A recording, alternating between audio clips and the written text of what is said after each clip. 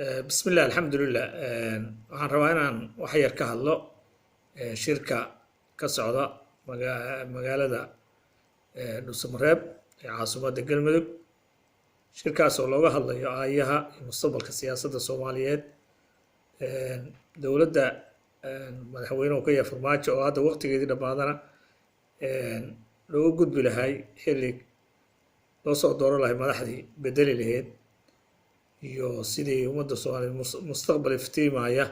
ay u gaari lahayd haddaba madaxweynaha ayaa wuxuu ku doodayaa doorasho qof iyo cod ay la qabto ciidamada hadda hortiina ka muuqda ama aad kaamirada ku arkaysaan waa ciidamadii soo dhaweeyay ama ciidamada madaxweynuhu salaan sharafta ka qaato waxaa laga gooyay qasnadihii waa la soo baaray qoryo faaruqa loo soo dhigay qasnadihii laga jara heerka amni xumadu ay taagan tahay heerka is-aaminaad darradu ay Soomaaliya ka jirto bal fiiri ciidankii madaxweynaha salaanta siinayay ayaa qasnadihii laga furay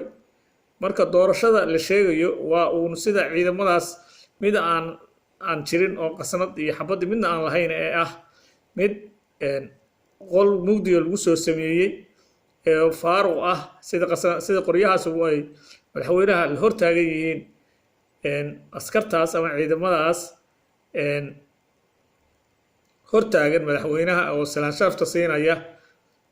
say qasnadooda faaruq yihiin ayaa doorashada Farmaajo wadana ay faaruq ay u tahay in wax bada iyo wax qasnada midna aan lahayn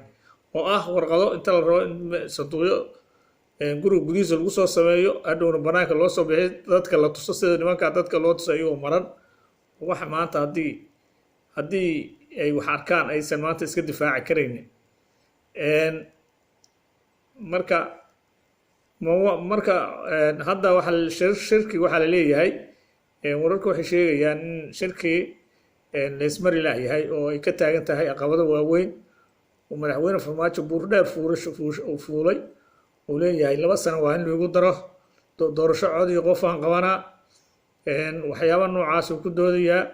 dadka kalena inta badan waxay leeyihiin hornimo waxaas shaqay maayaan hore u shaqay waayeen wax la isla ogol yahay waqtiga ku dhacda aynu qabano si kastoo isku day qabiil inuu u kala jabiyo xagga koorad hadba warar been abuur soo saar marka caqabadaas ayaa weli taagan ummadda Soomaaliyeedna aanu filin maayo in Farmaajo uu wadada saxda ka leexin karayo dad wax garada maamulo madaxweynayaal oo ah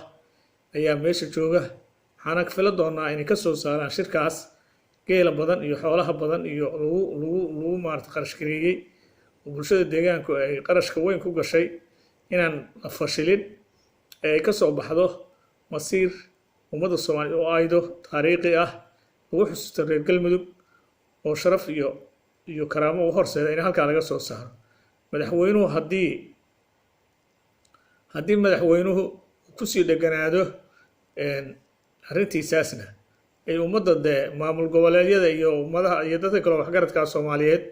ay ka tashadaan oo go'aan ay ka gaaraan si masiirkooda uga tashan lahaayeen madaxweynahana ay meel iska dhigaan sababtoo madaxweynuhu qoryahaas faaruqa iyo ayuu ciidanka la hortaagan yihiin oo kale u hayaa doorasho cod qof aan qabanayaa kanaan yeelaya wax ka jira male waa faaruqaas qoryahaas qasnadaha aan lahayn oo kale waay marka tawfiiqda Allahna waafajiyo magacay waa Garan Cabdullaahi aad ayaan idin salaamayaa rajaduna ma xumo Farmaajo waa laga adkaa doonaa aad ayaan idin salaamayaa